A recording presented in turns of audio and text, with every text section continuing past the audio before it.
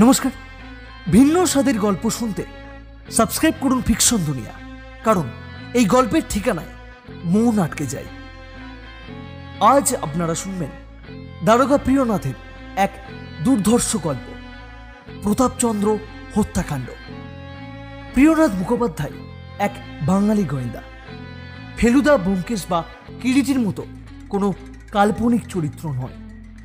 প্রিয়নাথ ছিলেন ব্রিটিশ আমলের লালবাজারে ডিটেকটিভ ডিপার্টমেন্টের সুদক্ষ দারোগা।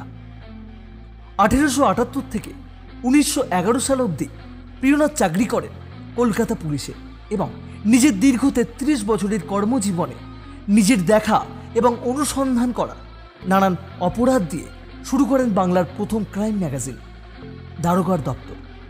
আমরা জানি তার দারোগা জীবনের প্রতিটা ঘটনায় তৎকালীন সময়ে শুধুমাত্র তীক্ষ্ণ বুদ্ধিকে কাজে লাগিয়েই কি নিপুণভাবে সমাধান করেছেন বিভিন্ন কেস।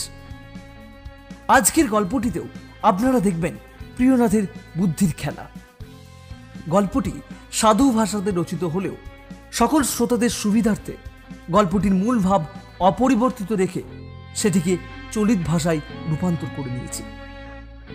গল্প পাঠে দেবাঞ্জন মুখার্জি, দারোগা প্রিয়নাথের চরিত্রে অরূপ চ্যাটার্জি, সমগ্র পরিচালনা ও গল্পের সূত্রধর আমি দিব্যেন্দু। বিভিন্ন চরিত্রে লক্ষ্মীচরণ, সৌম্য, দিশারি, শুভ্রকমল ও দিব্যেন্দু। প্রচ্ছদ অঙ্কনে দিলার। গল্প সম্পাদনায় দেবদত্ত ও অরিত্র। শুরু হচ্ছে দারোগার দপ্তরের এক দুর্ধর্ষ গল্প, প্রতাপচন্দ্র হত্যাকাণ্ড।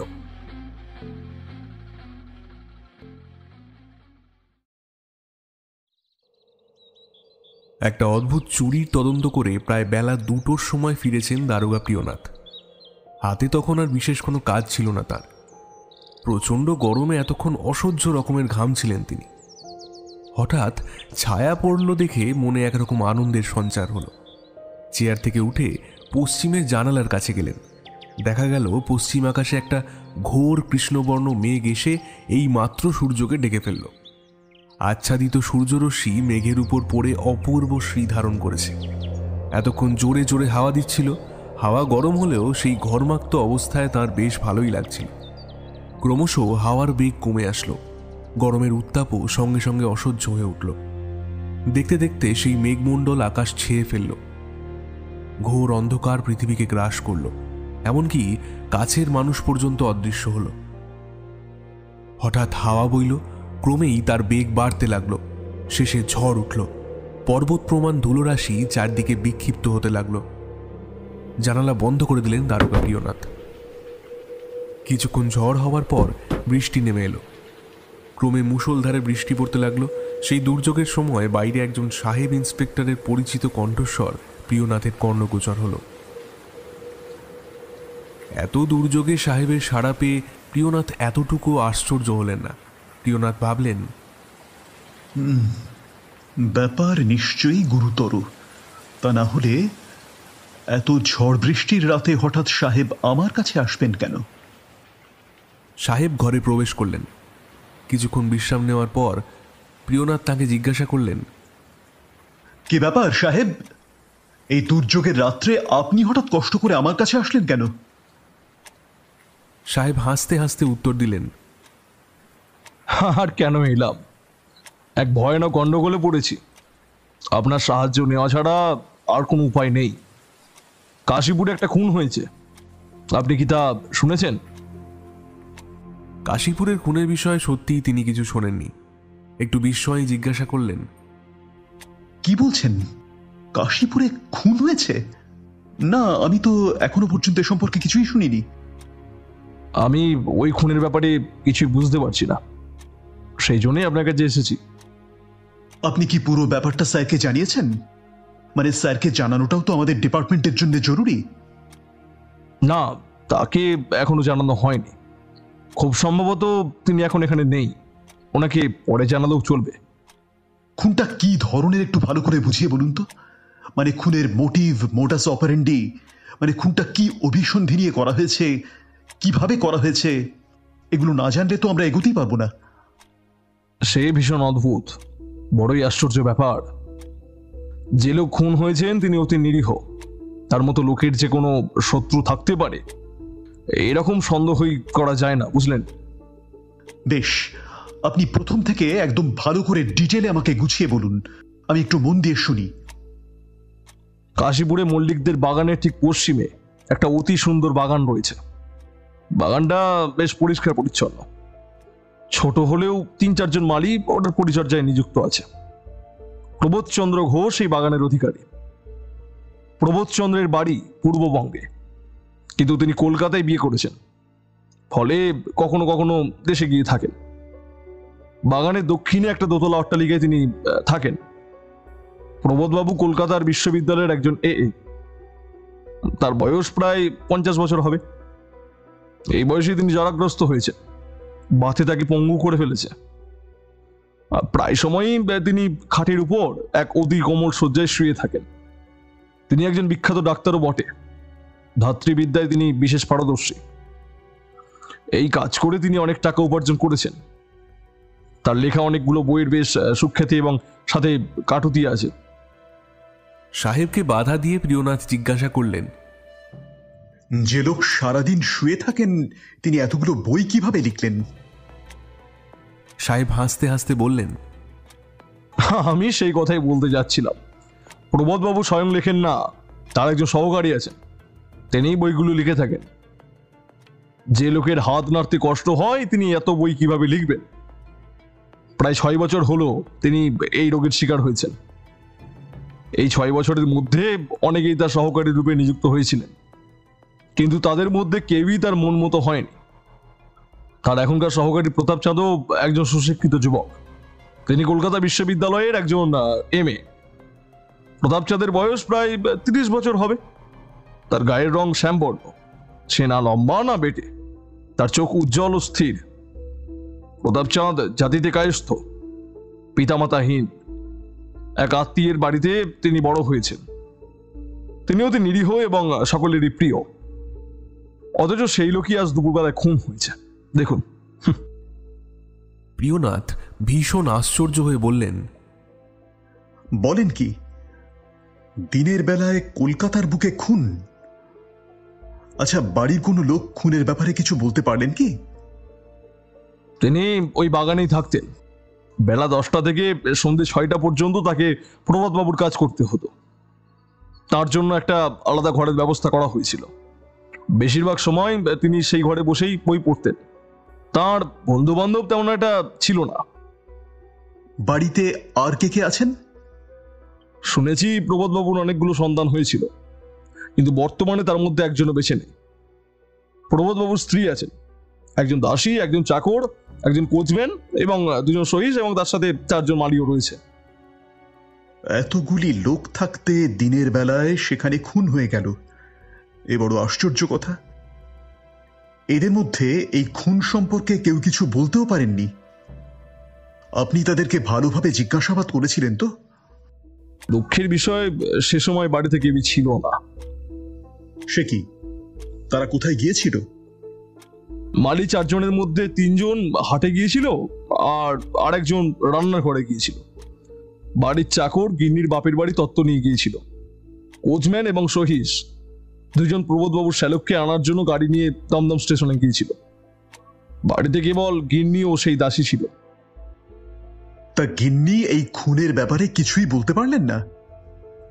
না, খাওয়ার পর তিনি ঘুমিয়ে পড়েছিলেন।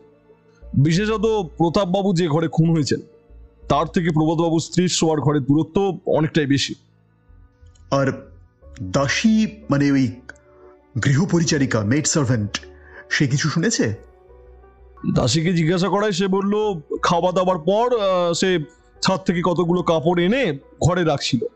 এমন সময় সে এক ভয়ানক চিৎকার শুনতে পায়। সেই বিকট শব্দে সে ভীষণ ভয় পেয়ে যায়। আওয়াজটা কোথা থেকে এলো তা জানার জন্য সে ব্যস্ত হয়ে ওঠে, কিন্তু বাইরে বার হতে তার সাহসে কুলায় না। সে তখন কোথায় ছিল? বাড়ির ভিতর অন্দরমহলে। তাদের বাড়িখানা কেমন বলুন তো? বাড়িখানা দোতলা ও 2টো মহল বিশিষ্ট। অন্দরমহলের উপরে 3টে ঘর। একটাতে প্রবোধবাবু থাকেন, আর একটাই তার স্ত্রী থাকে, এবং অপরটাই প্রায় খালি থাকে।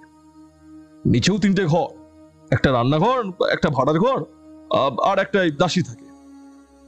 বাইরের মহলের উপর দুটো প্রকাণ্ড ঘর, একটা বড় দালানও রয়েছে। ঘর দুটোর মধ্যে একটা প্রবোধবাবু লাইব্রেরি, আর অপরটিতে প্রতাপবাবু থাকতেন। নিচেই তিনটি ঘর, একটাতে চাকর থাকে, আর অপর দুটো যে ঘর, ওগুলো প্রায় বন্ধই থাকে বলা যায়। প্রবোধবাবু কোন ঘরে বসে বই লেখেন? অন্দরমহলে নিজের শোবার ঘরে। তাহলে তো বই লেখার জন্য প্রতাপবাবুকে প্রবোধবাবুর ঘরে আসতে হতো। নিশ্চয়ই প্রবোধবাবুর অনুমতি অনুসারে তিনি স্বচ্ছন্দে অন্দরে যেতে পারতেন। প্রবোধবাবুর শোয়ার ঘর থেকে লাইব্রেরি যাওয়ার জন্য একটা দরজাও রয়েছে। লাইব্রেরি থেকে প্রতাপবাবুর ঘরের দূরত্ব কতটা? লাইব্রেরির পাশেই প্রতাপবাবুর ঘর। আচ্ছা, কোন ঘরে প্রতাপবাবু খুন হয়েছেন? নিজের শোয়ার ঘরে। বাড়ির মধ্যে হঠাৎ একটা বিকট চিৎকার শুনেও দাসী কিছু করল না, এই ব্যাপারটায় কিন্তু একটু গন্ডগোল লাগছে। আগেই বলেছি, সেই ভয়ানক চিৎকার শুনে দাসী ভীষণ ভয় পেয়ে গিয়েছিল। সে কি করবে স্থির করতে না পেরে কিছুক্ষণ চুপ করে দাঁড়িয়ে রইল। কিছুক্ষণ পর তার মনে হলো কে যেন প্রতাপবাবুর ঘরের ভেতর পড়ে গেলেন। তখন সে তাড়াতাড়ি প্রতাপচন্দ্রের ঘরে গেল। সেখানে গিয়ে দেখলো তিনি মেঝের উপরে নিস্তব্ধভাবে পড়ে রয়েছেন। তার গলা থেকে নদীর মতো রক্ত বইছে। ঘরের মধ্যে প্রবেশ করে এবং চারিদিকে রক্তের ছড়াছড়ি দেখে সে চিৎকার করে ওঠে। দাসীর চিৎকার শুনে বাড়ির সকলেই সেখানে এসে পৌঁছালো এবং সমস্ত ব্যাপারটা দেখতে পেল। প্রতাপবাবু কি তখন পুরোপুরি মরে গিয়েছিলেন নাকি আধমরা অবস্থায় ছিলেন? দাসী ও বাগানের মালি তিনজন সেরকমটাই ভেবেছিল, কিন্তু চাকর প্রতাপবাবুকে বড় ভালোবাসত। তাই সে কাছে গিয়ে ভালোভাবে দেখে বুঝতে পেরেছিল তিনি তখনও মরেননি। সে তখন মালিদের সাহায্যে প্রতাপবাবুকে তার বিছানায় শোয়ানোর ব্যবস্থা করল। সেই সময়ে প্রতাপবাবু হঠাৎ চোখ খুললেন। তিনি যেন কোনো কথা বলার মতো করছিলেন। বাড়ির চাকরটা বড় চালাক, সে তার মনোভাব বুঝতে পেরে প্রতাপবাবুর মুখের কাছে নিজের কান নিয়ে গেল। সে শুনেছিল প্রবোধবাবুর সেই লোক। বোধহয় তিনি আরো কোনো কথা বলতে চাইছিলেন, কিন্তু পারলেন না। শেষ কথাটার সঙ্গেই তার চোখটা উল্টে গেল। পরক্ষণেই তার শরীর থেকে প্রাণবায়ু বেরিয়ে গেল। প্রবোধবাবু কি বললেন? তিনি কিছু শুনেছিলেন কি? হ্যাঁ, তিনিও সেই চিৎকার শুনতে পেয়েছিলেন, কিন্তু তার উঠার শক্তি নেই এবং কাছে পিঠে কোনো লোক না থাকায় তিনি কিছুই করতে পারেননি। প্রতাপবাবুর খুনের কথা তিনি কখন জানতে পারেন? প্রতাপচন্দ্রের মৃত্যুর ঠিক পরেই বাড়ির চাকর তাকে খবর দেয়। তিনি তখনই পুলিশে খবর দেন এবং সঙ্গে সঙ্গে আমিও সেখানে উপস্থিত হই। প্রতাপচন্দ্রের মৃত্যুর পর ঘরের কোনো জিনিসপত্র সরানো হয়নি। আমি সবটাই পরীক্ষা করেছি, কিন্তু কে যে প্রতাপচন্দ্রকে খুন করেছে এবং কি জন্যই বা এই কাজ করেছে তা একদম বুঝতে পারছি না। আপনি অনেকবার অনেক বিষয়ে আমাকে সাহায্য করেছেন, তাই আপনার ভরসায় এখানে এসেছি। একটু দেখুন। সাহেবের মুখে সমস্ত ব্যাপারটা শুনে প্রিয়নাথ কিছুক্ষণ চিন্তা করলেন, তারপর বললেন, দেখুন সাহেব, পরীক্ষা করে আপনি কি জানতে পেরেছেন সেগুলো না জানলে আমি আপনাকে কিভাবে সাহায্য করব বলুন তো? সাহেব বললেন, আমার ইচ্ছা আপনি একবার স্বয়ং পরীক্ষা করে দেখুন। আগে আপনি কতদূর অগ্রসর হয়েছেন সেটা বলুন, পরে না হয় বিবেচনা করে দেখা যাবে। যদি সেখানে না গিয়েই কোনো উপায় আমি বের করতে পারি তাহলে তো ভালোই, আর যদি তা না হয় তাহলে আমাকে সেখানে যেতেই হবে। বাড়ি ও বাগানের চারিদিক পরীক্ষা করে দেখলাম বাড়ির দুটো দরজা আছে, একটা সদর আর অপরটা খিড়কি। সদর দরজা দিয়ে বাড়িতে যেতে হলে বাগানের ভিতর দিয়ে যেতে হয়। খিড়কি দরজা দিয়ে ঢুকলে একেবারে বাড়ির অন্দরে এসে পৌঁছানো যাবে। খিড়কির দরজা প্রায় বন্ধ থাকে, আজও ছিল, সুতরাং সেই রাস্তায় হত্যাকারী প্রবেশ করেনি। আমি সেখানে ভালো করে পরীক্ষা করেছি, সেদিকে কারুর পায়ের চিহ্ন বা অন্য কিছু দেখতে পাইনি। সুতরাং হত্যাকারী যে সদর দরজা দিয়ে এসেছিল সে বিষয়ে কোনো সন্দেহ নেই। প্রতাপচন্দ্র মারা যাওয়ার আগে প্রবোধবাবুর নাম নিয়েছিলেন কেন? আর একথা আপনি প্রবোধবাবুকে জিজ্ঞাসা করেছিলেন কি? হ্যাঁ, কিন্তু তিনি ভালো করে কোনো উত্তর দিতে পারেননি। শুধু বললেন, ওই চাকর বাকর মানুষ কি শুনতে কি শুনেছে। প্রবোধবাবুর কোনো পরিচিত লোক কি তার বাড়িতে যাতায়াত করতেন? না, শুনেছি তার সঙ্গে কোনো লোকের সেরকম একটা সম্পর্ক নেই। সদর দরজা দিয়ে বাড়িতে যেতে হলে বাগানের রাস্তা দিয়ে যেতে হয়, এটা আপনি ভালোভাবে দেখেছেন? হ্যাঁ, দেখেছি। সেখানে কারোর পায়ের চিহ্ন বা অন্য কিছু পেয়েছেন? কিন্তু হত্যাকারী ভীষণ চালাক। রাস্তা দিয়ে গেলে পায়ের ছাপ পড়বে বলে সে পথের ধারে যেখানে ঘাস জন্মেছে তার উপর দিয়ে গিয়েছে। রাস্তায় কোনো দাগ দেখতে না পেলেও সেই ঘাসের ওপর কতগুলো দাগ দেখতে পেয়েছি। একটু বলুন তো, দাগগুলো বাড়ির দিকে যাওয়ার নাকি বাড়ি থেকে বাইরে আসার? যাওয়ার দাগ, কিন্তু কোন পথে সে বার হয়েছে তা বুঝতে পারিনি। আচ্ছা, প্রবোধবাবুর শ্যালকের বাড়ি কোথায়? কলকাতায়। আজ কি তার কাশীপুরে যাওয়ার কথা ছিল? হ্যাঁ। তিনি কি গিয়েছেন? সে কথা জানি না। কেন? কোচম্যানকে জিজ্ঞেস করলেই তো জানতে পারতেন। জিজ্ঞাসা করতে ভুলে গেছি। কোচম্যানের সঙ্গে আপনার দেখা হয়েছিল? হ্যাঁ, হয়েছিল। স্টেশন থেকে সে কখন ফিরে আসলো? আমি সেখানে যাওয়ার কিছুক্ষণ আগে। আপনি বাড়ির ভিতরে কোনো দাগ দেখতে পেয়েছেন? না, বাড়ির একতলায় আগাগোড়া পাপোশ পাতা, তার উপরের দাগ সহজে দেখা যায় না।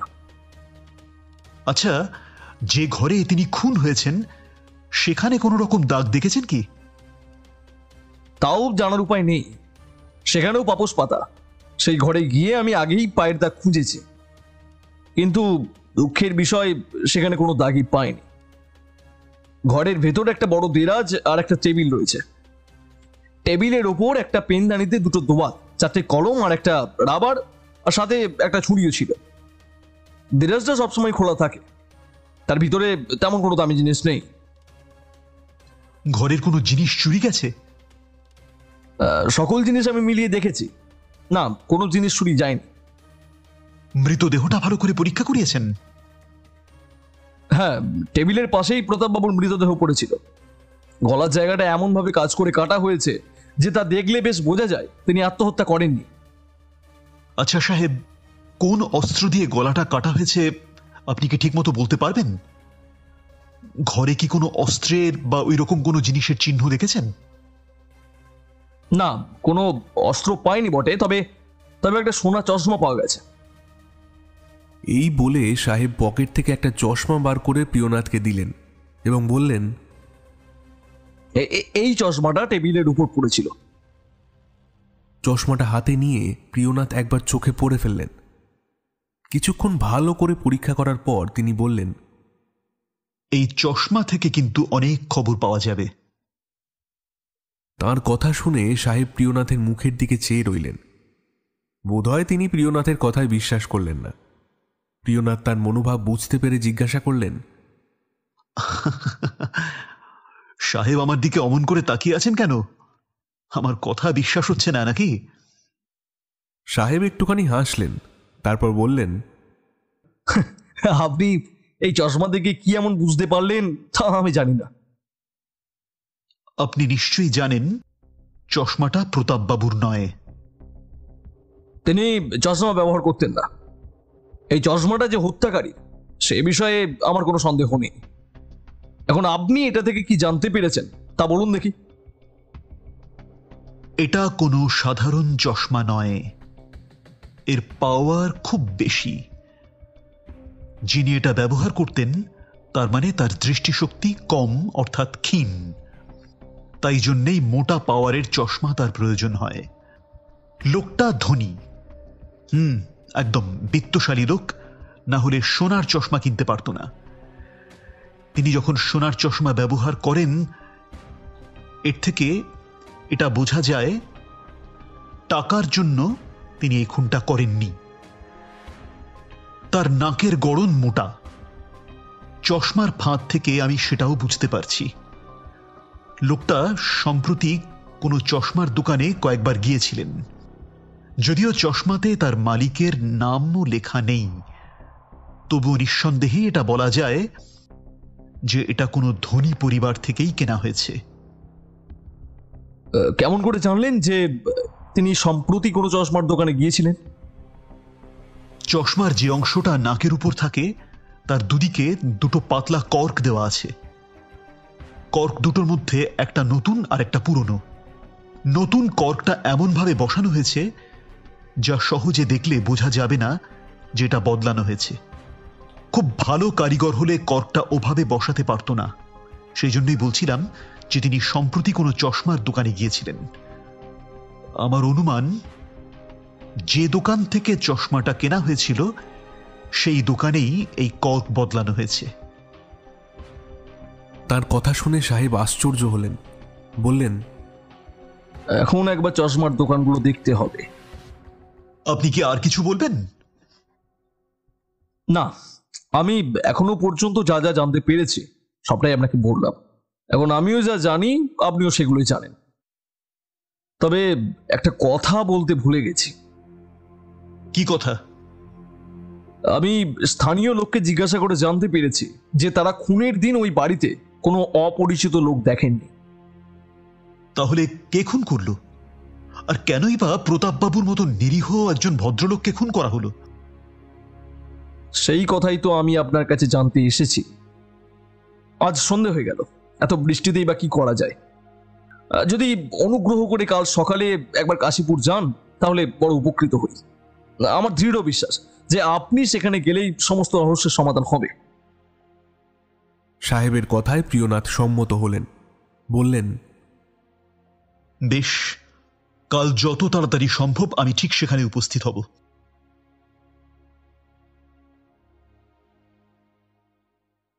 পরদিন সকালে যখন প্রিয়নাথ কাশীপুর বাগানে উপস্থিত হলেন তখনও আকাশে বৃষ্টি থামেনি।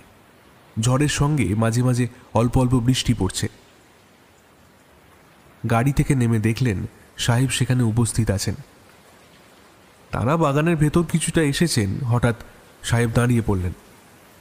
তিনি প্রিয়নাথের দিকে তাকিয়ে বললেন, এখানেই পায়ের দাগটা পেয়েছিলাম। প্রিয়নাথ জিজ্ঞাসা করলেন, কোন দিকে? আপনার ঠিক দক্ষিণ দিকে রাস্তার পাশে যে ঘাস দেখতে পাচ্ছেন ওই ঘাসের উপরেই আমি পায়ের দাগগুলো দেখেছিলাম। কাল দাগগুলো বেশ পরিষ্কার ছিল, কিন্তু আজ আর তা দেখা যাচ্ছে না। কালকের বৃষ্টিতে হয়তো দাগগুলো লোপাট হয়েছে। সাহেবের কথায় প্রিয়নাথ সেই জায়গাটা ভালো করে দেখলেন। ঘাসের উপর যে সকল দাগ ছিল তা বৃষ্টিতে সব ধুয়ে গেছে। প্রিয়নাথ কোনো কথা না বলে সামনে এগোলেন। সাহেব তার পিছন পিছন আসতে লাগলেন। বাড়ির সামনে গিয়ে দেখলেন দরজা খোলা আছে। সাহেবকে প্রিয়নাথ জিজ্ঞাসা করলেন, এই দরজাটা কি সবসময় এভাবেই খোলা থাকে? সাহেব সম্মতিসূচক উত্তর দিলেন। প্রিয়নাথ তখন বললেন, তাহলে আর কষ্ট কি? খুনি তো অতি সহজেই বাড়িতে ঢুকেছিল, বলাই বাহুল্য। বাগানের ফটক দিয়ে ঢুকে, মানে যে রাস্তায় আমরা এলাম, সেও ঠিক সেই রাস্তা দিয়ে এসে এই দরজা দিয়ে বাড়ির ভেতর ঢুকেছে। কিন্তু সে এখানে কতক্ষণ ছিল সেটা কিন্তু এখনই বোঝা যাচ্ছে না। বাধা দিয়ে সাহেব বললেন, আমি তা বলতে পারি, সেইখানে 1 কোয়ার্টারের বেশি ছিল না। সাহেবের কথায় প্রিয়নাথ চমকে উঠলেন। জিজ্ঞাসা করলেন, সে কথা আপনি কেমন করে জানলেন? সাহেব বললেন, দাসের মুখে শুনেছি সে যখন ছাদে কাপড় আনতে গিয়েছিল তখন সে প্রতাপ বাবুকে বই পড়তে দেখেছিল। ছাদ থেকে কাপড় তুলে আনতে নিশ্চয়ই 10 মিনিটের বেশি সময় লাগবে না। ছাদ থেকে নিচে নামার কিছুক্ষণ পরেই সে চিৎকার শুনতে পায়।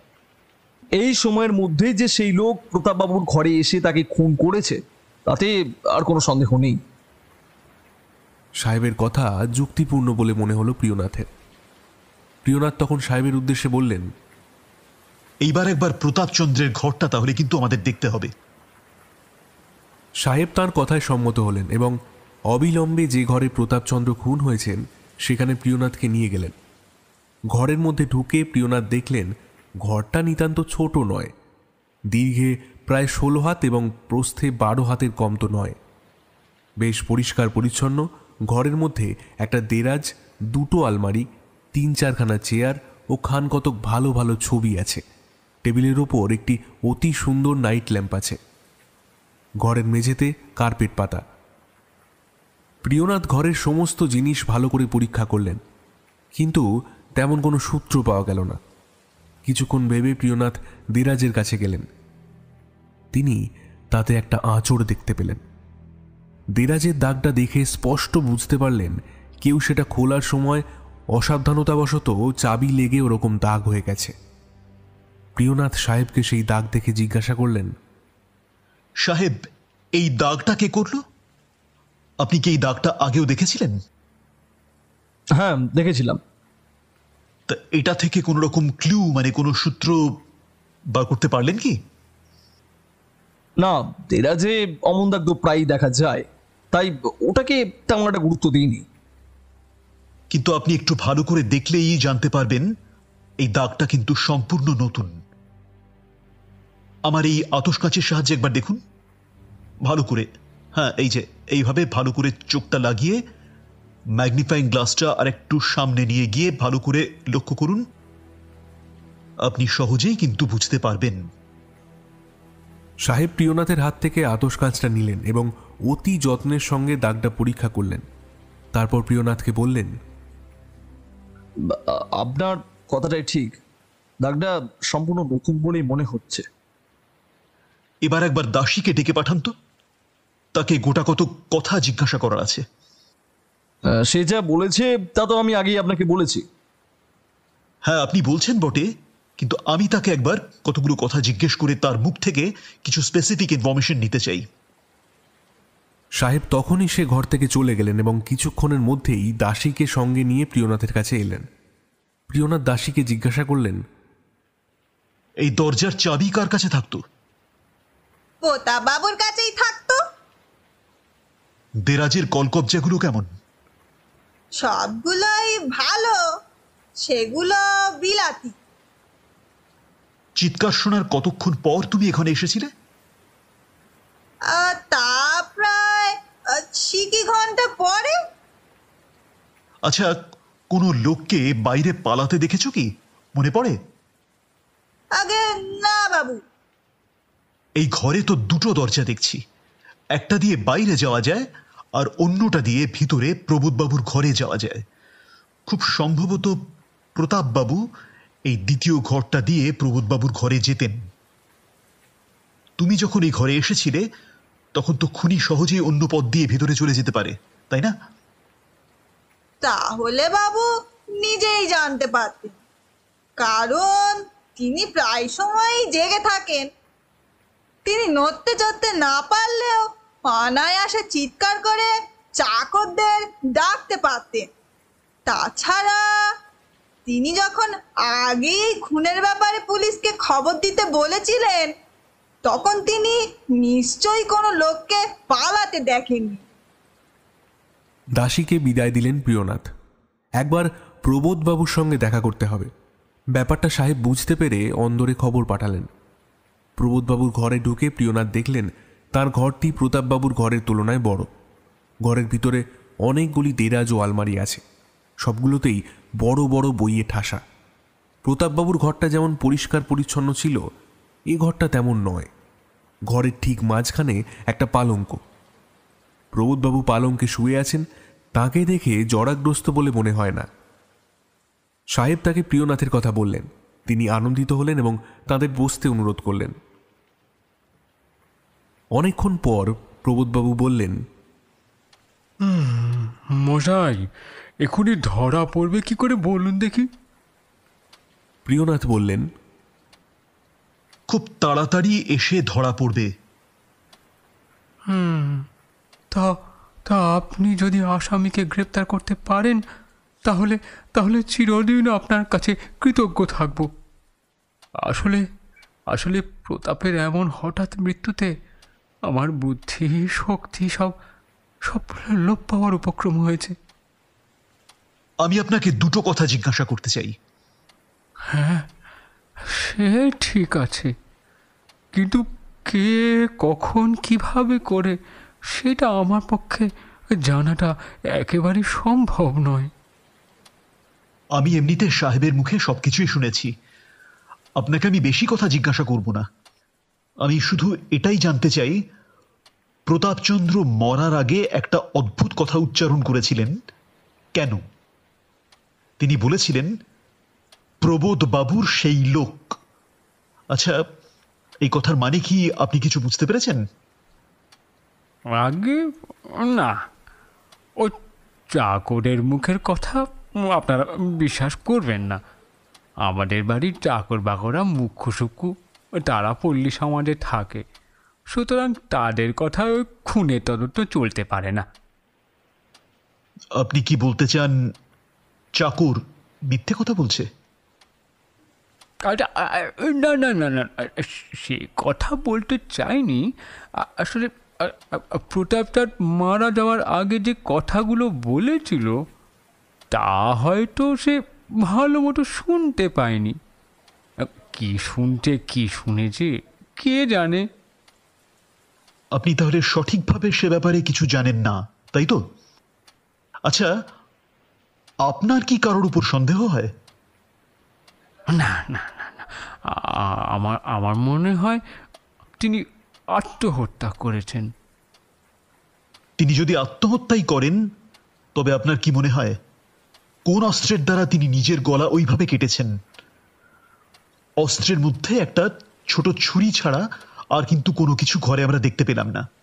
আর একটা কথা, একটা সোনার চশমা পাওয়া গেছে। সাহেবের মুখে শুনেছি প্রতাপবাবু নিজে চশমা পরতেন না। যদি তাই হয় তাহলে সে চশমাটা কার হতে পারে? আর সেটা এলোই বা কোথা থেকে? দেখুন, আপনি আপনি আপনি একদম ঠিক বলেছেন। আমি নিতান্তই বালকের মতো কথা বলেছি। আপনার কথা শুনে এখন আমার বিশ্বাস হচ্ছে তাহলে প্রতাপচন্দ্র আত্মহত্যা করেনি। প্রবোধবাবুর কথা শুনে প্রিয়নাথের মনে হলো তিনি শুধুমাত্র খাতিরের জন্য তাকে শেষের কথাগুলো বললেন, কারণ তার মুখ দেখে প্রিয়নাথ স্পষ্ট বুঝতে পারছিলেন যে তিনি এখনও বিশ্বাস করেন প্রতাপচন্দ্র আত্মহত্যা করেছেন। প্রিয়নাথ আর সে কথা বললেন না।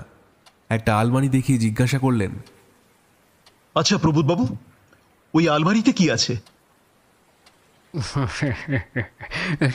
এমনই কিছু নেই ওখানে যার জন্য এই ঘরে চোর আসতে পারে। আপনি ওটা খুলে দেখতে পারেন। ছোটবেলা থেকে আমি যত রকমের উপহার, প্রশংসাপত্র, সার্টিফিকেট পেয়েছি তার সবই ওখানে রাখা আছে। তার কথা শুনে প্রিয়নাথ কাছে গেলেন। কাগজপত্র দেখার ভান করে অনেকক্ষণ সেখানে দাঁড়িয়ে চারদিকে ভালোভাবে দেখে নিলেন, কিন্তু কাউকে কোনো কথা বললেন না। দারোগা প্রিয়নাথ পুনরায় এসে নিজের জায়গায় বসলেন। সেই সময় প্রবোধবাবু তাকে জিজ্ঞাসা করলেন, মশাই, বলছি এর রহস্য বোধ হয় বের হবে না। প্রিয়নাথ উত্তরে বললেন, কেন হবে না? এই অদ্ভুত কেস আমি প্রায় সমাধান করেই ফেলেছি। কিন্তু প্রবোধবাবু চমকে উঠে জিজ্ঞাসা করলেন, হ্যাঁ হ্যাঁ, সত্যি নাকি? এই আসামি কোথায়? কাছেই আছে। হ্যাঁ হ্যাঁ, কোথায়? বাগানে? না না, এখানেই। কোথায়? এই বাড়িতে? আগে হ্যাঁ, এই বাড়িতেই। প্রবোধবাবু হেসে ফেললেন, বললেন, আপনি বোধহয় আমার সঙ্গে তামাশা করছেন, কিন্তু আমার এই বিপদের সময় এটা কিন্তু মোটেও শোভা পায় না। এখন উপহাসের সময় নয়, এমনিতেই তামাশা আমি খুব একটা ভালোবাসি না। আমি আপনার সঙ্গে মোটেই তামাশা করছি না। আপনি আমার থেকে সব দিক থেকেই বড়। আপনার সঙ্গে তামাশা করব কোন সাহসে? মনে মনে সমস্ত ব্যাপারটা গুছিয়ে নিয়ে যতদূর বুঝতে পেরেছি সেটাই আপনাকে আমি পরিষ্কার করে বললাম। প্রবোধবাবুর মুখ মলিন হল। তিনি কিছুক্ষণ প্রিয়নাথের দিকে চেয়ে রইলেন, তারপর বললেন, তা আপনি কি জানতে পেরেছেন বলুন? গতকাল আপনার পরিচিত কোনো লোক জেনে শুনেই হোক বা না জেনেই হোক এই বাড়িতে এসেছিল। তিনি আপনার সঙ্গে প্রথমে দেখা না করে প্রতাপবাবুর ঘরে গিয়েছিলেন। সম্ভবত সেই ঘরের দেরাজ থেকে দরকারি কোনো কাগজ নেওয়ার উদ্দেশ্যে তিনি সেখানে এসেছিলেন। প্রতাপবাবু তখন ঘরে ছিলেন না। আগন্তুক এই সুযোগে দরজাটি খোলেন। প্রবোধবাবু প্রিয়নাথের কথায় বাধা দিয়ে বললেন, আরে দাঁড়ান মশাই দাঁড়ান, দেরাজের চাবি কোথা থেকে পেল? ও সে তো প্রতাপচন্দ্রের কাছে ওই চাবি থাকতো। যখন তিনি সেই ঘরে উপস্থিতই ছিলেন না, তখন আগন্তুক সেই চাবি পেল কোথা থেকে? আগন্তুকের কাছে দেরাজের একটা নকল চাবি ছিল, এতে কিন্তু কোনো সন্দেহ নেই। সম্ভবত চাবিটি তিনি তৈরি করিয়েছিলেন। দেরাজে এমন কি আছে যে সেটা কেউ চুরি করতে আসবে? সে কথা আমার থেকে আপনি ভালো জানেন।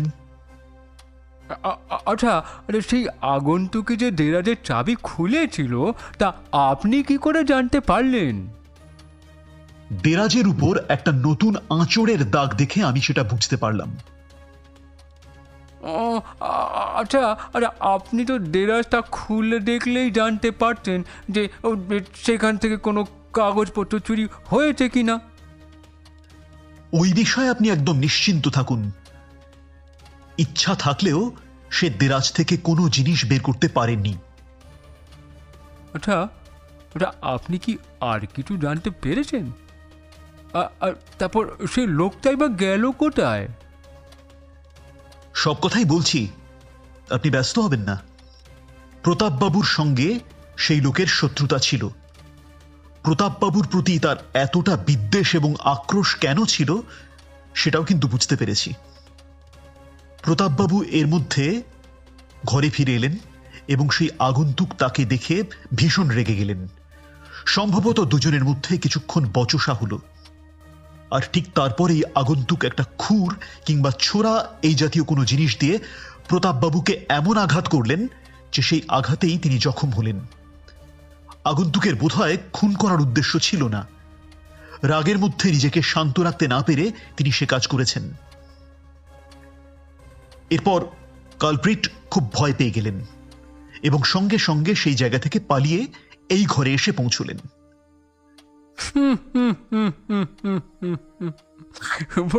এই ঘরে? আমি তো এখানে সারাক্ষণ শুয়ে থাকি, তো একজন অপরিচিত লোক এলে আমি কি জানতে পারতুম না? লোকটি আপনার অপরিচিত না হতেও পারে। আরে মশাই, পরিচিত হলে আমি তো জানতে পারতুম।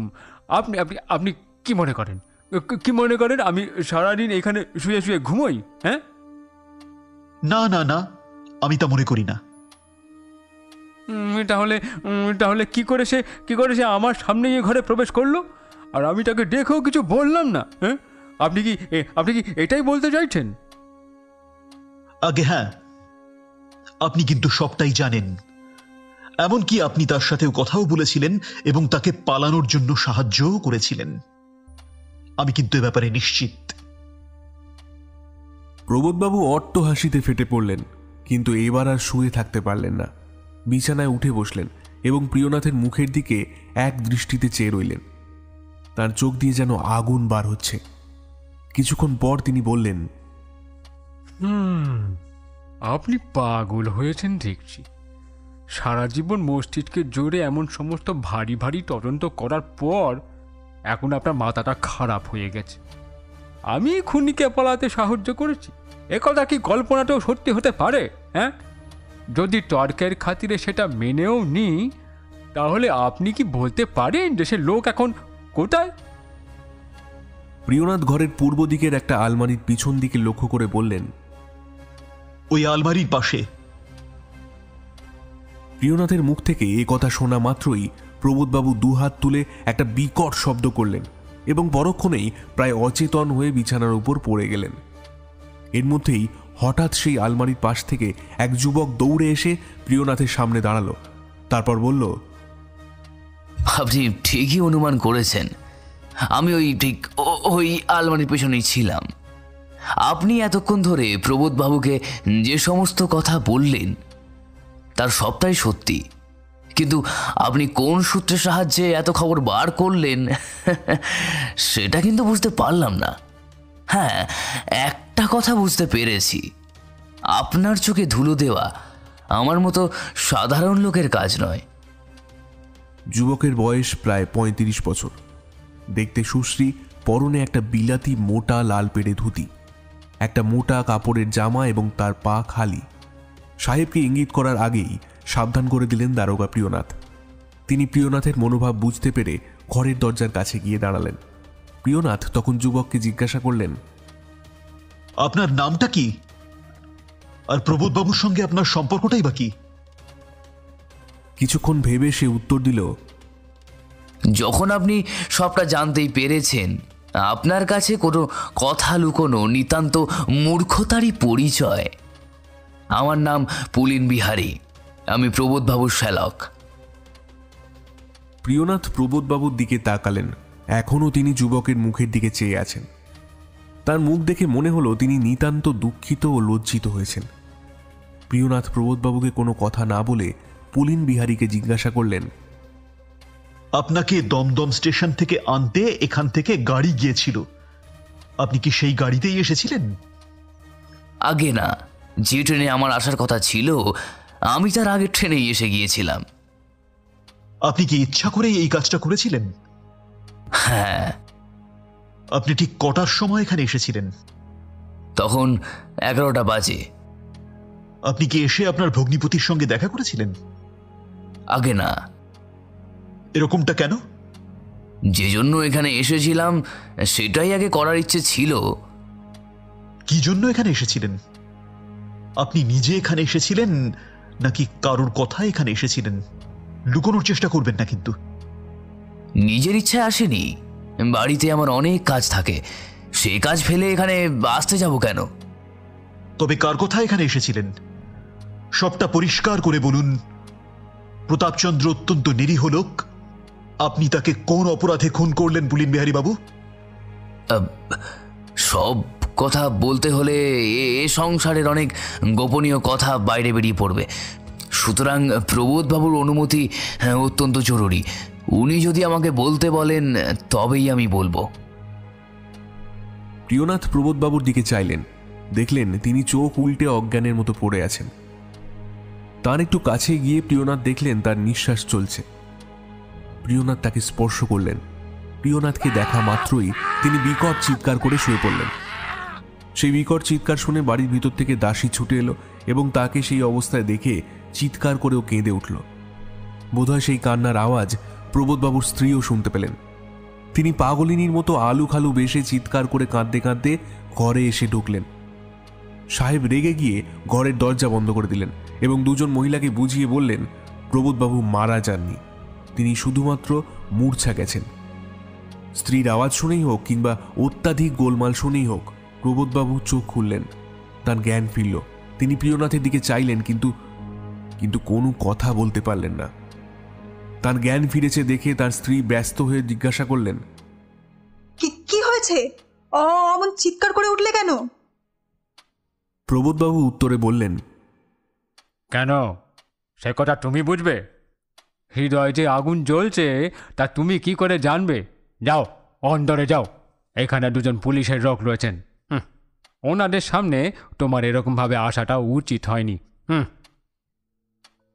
অনেক কষ্টে প্রবোধবাবুর স্ত্রী প্রিয়নাথ ও সাহেবের দিকে তাকালেন, কিন্তু তাদের সাথে কোনো কথা বললেন না কিংবা ঘোমটা দিয়ে চলেও গেলেন না। তার স্বামীর দিকে তাকিয়ে খুব ধীরে ধীরে বললেন, তোমার চিৎকার শুনে কি আমি নিশ্চিন্ত থাকতে পারি? হঠাৎ তিনি তার ভাইয়ের দিকে তাকালেন। এতক্ষণ স্বামী শোকে তার ভাইকে তার চোখেই পড়েনি। পুলিন বিহারীকে দেখে তিনি যেন চমকে উঠলেন। এত তেজ, এত সাহস কোথায় যেন হঠাৎ করে উধাও হয়ে গেল। ক্রমে তার মুখ মলিন ও বিবর্ণ হয়ে উঠল। ঘর থেকে পালাবার ইচ্ছায় তিনি দরজার কাছে গেলেন এবং খুব দ্রুত বেগে সেখান থেকে পালিয়ে গেলেন। দাসীও তার পিছন পিছন ঘর থেকে চলে গেল। প্রিয়নাথের মনে হলো, যিনি এতক্ষণ আমাদের সামনে দাঁড়িয়ে স্বামীর সঙ্গে কথা বলছিলেন, হঠাৎ তার ভাইকে দেখে ঘর থেকে পালিয়ে গেলেন কেন? সাহেব প্রিয়নাথের মুখের দিকে তাকালেন। প্রিয়নাথ তার মনোভাব বুঝতে পেরে একটু হাসলেন। তিনিও হেসে তার হাসির উত্তর দিলেন। প্রবোধবাবুর স্ত্রী চলে যাওয়ার পর প্রিয়নাথ পুলিন বিহারীকে জিজ্ঞাসা করলেন, প্রবোধবাবুর স্ত্রী কি আপনার নিজের বোন? আগে না, সে আমার পিস্তুত বোন। তা তিনি আপনাকে দেখে এমনভাবে চলে গেলেন কেন? আপনি যে প্রতাপবাবুকে খুন করেছেন সেটা তিনি জানেন, তাই তো? বোধহয় না। আপনি যে এখানে আছেন সেটা কি তিনি জানতেন না? বোধহয় না। এ বড় আশ্চর্য ব্যাপার। আপনি ব্যাপারটা খোলসা করে আমাকে বলুন। আমার সে কথা বলতে কোনো আপত্তি নেই, কিন্তু প্রবোধবাবুর হুকুম না পেলে তা আমার পক্ষে সম্ভব নয়। প্রিয়নাথ তখন প্রবোধবাবুকে জিজ্ঞাসা করলেন, এখন কি আর করা যায় বলুন? আপনি আমাকে এই কাজে নিযুক্ত করেছেন, কিন্তু এখন দেখছি যে আপনি প্রকৃত দোষী। যদি সব কথা আমাকে না বলেন তাহলে এ বিষয়ের একটাও হিললে হবে না। আমার স্পষ্টই মনে হচ্ছে পুলিনবাবু আপনার নির্দেশেই প্রতাপবাবুকে খুন করেছেন। আপনি এটা মোটেও ভাববেন না যে আমি আপনাকে ছেড়ে দেব। প্রকৃত দোষী আপনি। পুলিনবাবু শুধু আপনার হাতের যন্ত্র ছাড়া কিচ্ছু নন। প্রিয়নাথের এমন কথায় প্রবোধবাবু ভেঙে পড়লেন। পুলিন বিহারীকে সমস্ত কথা বলার আদেশ দিলেন। পুলিনবাবু বলা শুরু করলেন, আমার মরণই ভালো। এ জীবনে অনেক পাপ কাজ করেছি, তাই এখান থেকে যত তাড়াতাড়ি যেতে পারি ততই মঙ্গল। কিন্তু লোকে যাতে আমাদের এই পাপটা জানতে না পারে আপনি তার চেষ্টা করবেন, এটাই আমার শেষ অনুরোধ। কি করব আর কি করব না তাই নিয়ে আমি এখন কিচ্ছু বলতে পারছি না। যতক্ষণ আপনাদের সমস্ত ব্যাপারটা আমি জানতে পারছি ততক্ষণ আপনাদের কোনো বিষয় আমি কোনো প্রতিশ্রুতি দিচ্ছি না। তার কথা শুনে পুলিনবাবু বললেন, আমি আগেই বলেছি প্রবোধবাবুর স্ত্রী আমার পেস্তুত বোন। সহদর না করলেও তার কলঙ্কের কথা বলতে আমার লজ্জা হচ্ছে, কিন্তু কি করব, অদৃষ্ট লিপি যে অখণ্ডনীয়। প্রবোধবাবুর স্ত্রীর নাম মনোরমা। যৌবনে সে ভীষণ সুন্দরী ছিল, যদিও এখন তার বয়স প্রায় 40 বছর, কিন্তু তার সৌন্দর্যের এতটুকু ক্ষয় হয়নি। এখন তার রূপের আর সেরকম জ্যোতি নেই বটে, চোখের সেই চঞ্চলতাও নেই, মুখের সেই মুচকি হাসি নেই, মনে সেই দুর্দমনীয় আশাও নেই। যৌবনের সঙ্গে সঙ্গেই এই সকল যেন লুপ্ত পেয়েছে, কিন্তু এখনও তার আকাঙ্ক্ষা মেটেনি। বিশেষত স্বামীর চরিত্র দোষ থাকার ব্যাপারটাকে সে কাজে লাগায়। যেদিন থেকে সেই প্রতাপবাবু এই বাড়িতে এসেছেন সেই দিন থেকে মনোরমা প্রতাপবাবুকে বশীভূত করার চেষ্টা করছেন, কিন্তু এই কাজে তিনি কিছুতেই সফল হচ্ছেন না। মনোরমা যখন দেখল এত সহজে তাকে বশীভূত করা সম্ভব নয়, তখন সে নানা প্রকার চাল খেলতে লাগলো। কিন্তু দুর্ভাগ্যবশত প্রতাপচন্দ্র সেরকম হীন চরিত্রের মানুষ ছিলেন না। তিনি কিছুতেই মনোরমার কথায় রাজি হননি। তখন মনোরমা অন্য পথ অবলম্বন করল। প্রতাপচন্দ্রকে ভয় দেখিয়ে হস্তগত করার চেষ্টা করতে লাগলো। বাড়ির দাসীকে দিয়ে মনোরমা তার কাছে চিঠি পাঠাতো। প্রতাপচন্দ্র সে সকল চিঠি নিজের কাছে রেখে দিতেন, কোনোটার উত্তর দিতেন না। প্রতাপচন্দ্র যখন বুঝতে পারলেন মনোরমা কিছুতেই থামবার পাত্রী নয়, তখন তিনি মনোরমার সমস্ত চিঠি প্রবোধবাবুকে দেখালেন। চিঠিগুলো পড়ে প্রবোধবাবু চমকে উঠলেন। তিনি বলেছিলেন, আপনি আপনি এতদিন আমাকে এই সমস্ত চিঠিপত্রগুলি দেখাননি কেন? উত্তরে প্রতাপচন্দ্র বলেছিলেন, আপনাকে এই চিঠিগুলো দেখাবার ইচ্ছা আমার ছিল না, কিন্তু ভবিষ্যতে আমি যদি না আপনাকে এই চিঠিগুলো দেখাতাম তাহলে হয়তো আমাকে এই বাড়ি ছেড়ে চলে যেতে হতো। প্রতাপচন্দ্রের কথা শুনে প্রবোধবাবু তাকে বিদায় দিলেন এবং মনোরমাকেও ডেকে পাঠালেন। চিঠিগুলো ফেরত দিয়ে প্রতাপচন্দ্র নিজের ঘরে ফিরে গেল। কিছুক্ষণ পরেই মনোরমা প্রবোধবাবুর ঘরে এসে উপস্থিত হলো। তাকে দেখে প্রবোধবাবু যাচ্ছে তাইভাবে তিরস্কার করে বললেন, এই বয়সেও তুমি একা ছাড়তে পারলে না। বিয়ের পর থেকে কত বয়সে যে তোমার এই কলঙ্কের কথা আমায় শুনতে হলো তা হাতে গোনা যায় না। তুমি এখনই আমার বাড়ি থেকে বেরিয়ে যাও। এই বাড়িতে তোমার মতো চরিত্রহীন নারীর জায়গা হবে না। প্রবোধবাবুর কথা শুনে মনোরমা প্রথমে কোনো কথা বলল না। লজ্জায় মাথা হেঁট করে সব কথাগুলো সহ্য করে গেল। তারপর স্বামীর দিকে তাকিয়ে বলল, স্বীকার করি আমি চরিত্রহীনা, কিন্তু কিন্তু কার দোষে আমার চরিত্রে এমন কালি পড়েছে? মনে করে দেখো কে আমার এই অধঃপতনের মূল কারণ। তার কারণ তুমি নিজে। কিভাবে? কিভাবে সেটা তুমি জানো? আচ্ছা, তাই নাকি? তাহলে তুমি বলো, কে আমাকে মদ্যপান করতে শিখিয়েছে? কে আমাকে নিজের বন্ধু বান্ধবের সঙ্গে আমোদ করিয়েছে? হ্যাঁ, 2-1 দিন তোমায় মদ খেতে অনুরোধ করেছিলাম বটে, কিন্তু তোমার ইচ্ছে না থাকলে তুমি খেলে কেন? কুসঙ্গে পড়ে কত লোকের অধঃপতন হয়েছে।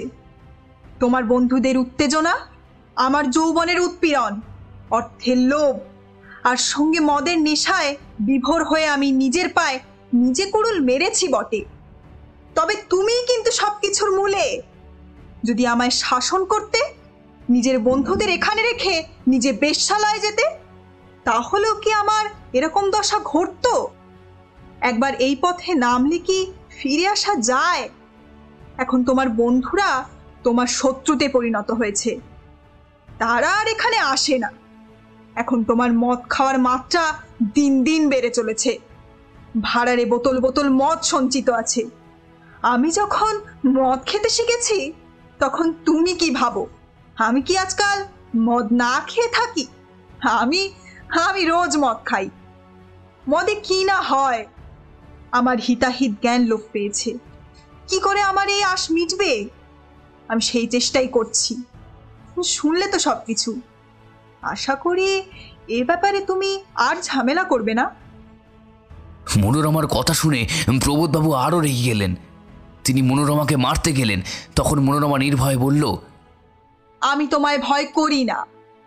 আমায় এখানে একলা পেয়ে মারতেই পারো, তা আমি স্বীকার করে নেব। কিন্তু কিন্তু তারপরে কি হবে সেটা কি কখনো ভেবে দেখেছো? তুমি কি মনে করো আমি কিছুই জানি না? সেদিনের কথা কি তোমার কিছুই মনে নেই? যোগেনবাবুকে কে খুন করলো তা কি আমার জানতে বাকি আছে? মারার ইচ্ছে হয় মেরে নাও, আমি মার খেয়ে নেব। কিন্তু তারপর তারপর তোমার কি হবে সেটা একবার ভেবে দেখে নিও। প্রবোধবাবু উত্তেজিত হয়ে জিজ্ঞাসা করলেন, যোগেনবাবু? কে যোগেনবাবু? এখন জিজ্ঞেস করছো কে যোগেনবাবু?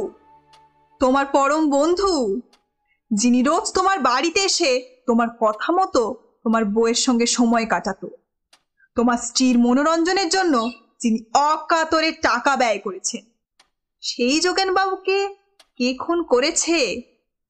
তাকে কেউ খুন করেনি। তিনি দুর্দম রোগে আক্রান্ত হয়ে মারা গেছেন। তুমি কি ভাবছো আমি কিছুই বুঝি না? নারী ভেবে সবসময় আমাকে অগ্রাহ্য করে থাকো তুমি। মদের সঙ্গে সেদিন যেটা মিশিয়ে তাকে খাইয়েছিলে সেটাও কি তুমি ভুলে গেছো? তুমি কি ভেবেছিলে মদের নেশায় আমি মাতাল হয়ে পড়েছি? তোমার কোনো কৌশল কি আমি বুঝতে পারি না ভেবেছো? তাই যদি ভেবে থাকো সেটা তোমার মস্ত বড় ভুল। আমি তোমার সমস্ত কারসাদি জানি। যদি তুমি আমার উপর সামান্য পরিমাণেও অত্যাচার করো, তাহলে আমি তোমায় যোগেনবাবুর হত্যাপরাধে ধরিয়ে দেব। মনোরমার কথায় প্রবোধবাবুর ভয় হলো। তিনি আমাকে ডেকে পাঠালেন, আমার সমস্ত কথা জানালেন। আমি দুজনের মধ্যে মিটমাট করে দিলাম। স্বামী স্ত্রীর ঝগড়া মিটে গেল। মনোরমা লক্ষ্মীমন্ত হয়ে সংসারের দিকে মন দিলেন। প্রবোধবাবু সুযোগ বুঝে আমায় গোপনে ডেকে বললেন, শোনো, এই প্রতাপকে আমি আর বিশ্বাস করতে পারছি না। আবার ভরসা করে তাকে ছেড়েও দিতে পারছি না। একদিন না একদিন সে সকলের কাছে মনোরমার কলঙ্কের কথা বলে দেবে। সেজন্য তাকে অন্য কোনো উপায় একেবারে সরিয়ে ফেলতে হবে। যতক্ষণ তার কাছে মনোরমার চিঠিগুলো আছে, ততক্ষণ তাকে কিছুতেই বিশ্বাস করা যাবে না। আমি বললাম, একটা লোককে খুন করা তো সহজ নয়। ধরা পড়লে আমারই ফাঁসি হবে যে। এমনভাবে খুন করতে হবে যাতে লোক তোমায় কোনো রকমভাবে সন্দেহ করতে না পারে। আপনি তাহলে সেই উপায় আমাকে বলে দিন। সে উপায় তুমি নিজেই বার করো। আমি যদি তোমার চরিত্র সম্পর্কে না জানতাম তাহলে কি এ কথা তুমি আমায় বলতে পারতে? হ্যাঁ, আমি তোমায় বিলক্ষণ চিনি। এরকম অনেক কাজ এর আগেও তুমি করেছো। সেসব কথা সত্যি, কিন্তু আমি আপনার আত্মীয়, আপনার কাছ থেকে। টাকার কথা বলছো? তোমার প্রাপ্য তুমি অবশ্যই পাবে। আমি সম্মত হলাম। ওদিকে মনোরমা এইসব কথার বিন্দুমাত্র জানতে পারল না। আমার কাছে এই কাজ নতুন নয়। পুলিশের চোখে অনেকবার আমি ধুলো দিয়েছি, কিন্তু এইবার আর করতে পারলাম না। পুলিন বিহারীর মুখে সবটা শোনার পর প্রিয়নাথ প্রবোধবাবুকে বললেন, আপনিও প্রকৃত দোষী, তাই আমি আপনাকেও গ্রেপ্তার করতে বাধ্য হলাম। এই বলে প্রিয়নাথ সাহেবের দিকে তাকালেন। সাহেব প্রিয়নাথের মনোভাব বুঝতে পেরে তখনই তাকে গ্রেপ্তার করলেন। প্রবোধবাবু অত্যন্ত ভয় পেয়ে গেলেন। তিনি কাঁপতে কাঁপতে বললেন, আমারও এমন ক্ষমতা নেই যে আমি পালিয়ে যাব। পালানো তো দূরে থাক, আমি নড়তেও পারি না। এই অবস্থায় আমায় আর বাধার প্রয়োজনটা কি? সাহেব তার কথায় সম্মত হলেন। পরে বললেন, আপনি যদি আমাদের কথা মতো কাজ করেন তাহলে আপনাকে বাধার প্রয়োজনও নেই। প্রিয়নাথ বললেন, ভালো কথা, তাহলে আপনি বরং পুলিন বিহারীকে গ্রেপ্তার করুন। উনি তো নিজের মুখে স্বীকার করেছেন এর আগে অনেকবার পুলিশের চোখে ধোঁকা দিয়েছেন। এবার যাতে আর পালাতে উনি না পারেন সেটা দেখতে হবে। প্রিয়নাথের কথা শুনে সাহেব একটু হেসে ফেললেন এবং পুলিনবাবুকে শক্ত করে বেঁধে ফেললেন। তাদের কাজ শেষ হতে না হতেই প্রবোধবাবু তোষকের তলা থেকে একটা শিশি বার করলেন এবং একবার প্রিয়নাথের দিকে চেয়ে শিশির তরলটা মুখে ঢেলে দিলেন। প্রিয়নাথ তাড়াতাড়ি তার কাছে গিয়ে তার হাত চেপে ধরলেন, কিন্তু কিন্তু কোনো ফল হলো না। তিনি আগেই সেটা মুখে ঢেলে ফেলেছেন। শিশিটা হাত থেকে কেড়ে নিয়ে দেখলেন ওতে বিষ লেখা আছে। দেখতে দেখতে প্রবোধবাবু বিছানায় ঢলে পড়লেন। তৎক্ষণাৎ তাকে হাসপাতালে পাঠানো হলো, কিন্তু সেখানেই তার প্রাণবায়ু দেহ থেকে বেরিয়ে গেল। সাহেব তখন পুলিনবাবুকে প্রতাপবাবুর হত্যা সম্বন্ধে জিজ্ঞাসা করলেন।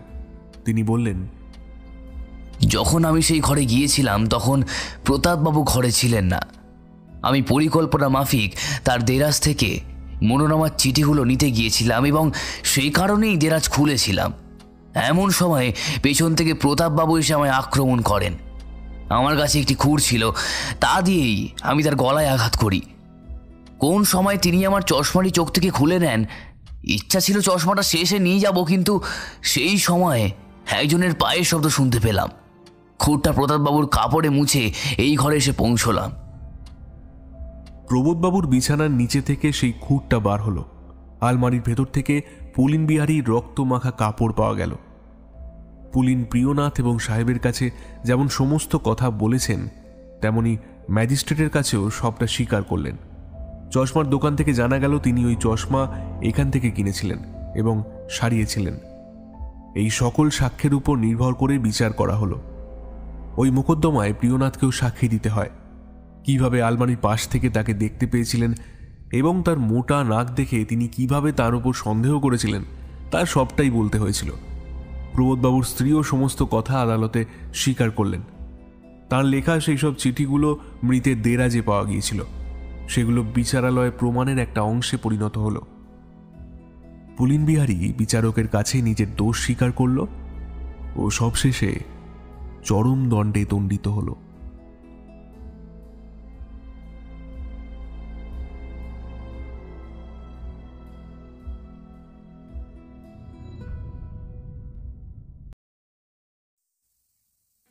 আপনারা শুনছিলেন ফিকশন দুনিয়ার বিশেষ নিবেদন, প্রিয়নাথ মুখোপাধ্যায়ের দারোগার দপ্তর থেকে প্রতাপচন্দ্র হত্যাকাণ্ড।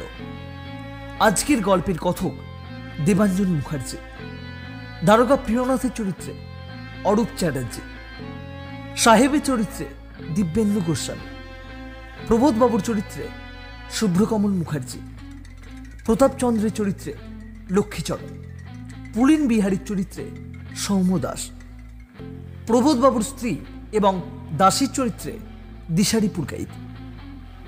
দেখা হচ্ছে পরের সপ্তাহে আরও একটি নতুন থ্রিলার গল্প নিয়ে। ততদিন ভালো থাকবেন, সুস্থ থাকবেন, সুরক্ষিত থাকবেন। ওহো, আরেকটা কথা, পুরো গল্পটা তো শুনলেন, বলছিলাম কি চ্যানেলটা সাবস্ক্রাইব করে দিয়ে একটা লাইক দিয়ে কমেন্ট করে জানিয়ে দেবেন কেমন লাগলো আপনাদের আমাদের আজকের প্রেজেন্টেশন। চলি।